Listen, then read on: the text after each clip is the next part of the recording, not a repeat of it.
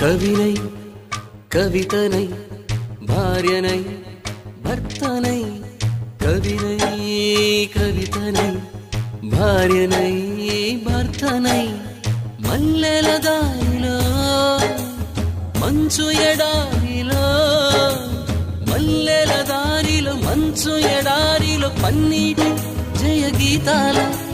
కన్నీటి జలపాతాల నాతో నేను అనుగమిస్తూ నాతో నేనే రమిస్తూ ఒంటరినై అనవరతం కంటున్నాను నిరంతరం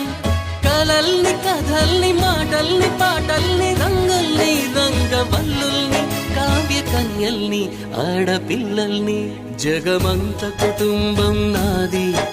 ఏకాకి జీవితం నాది.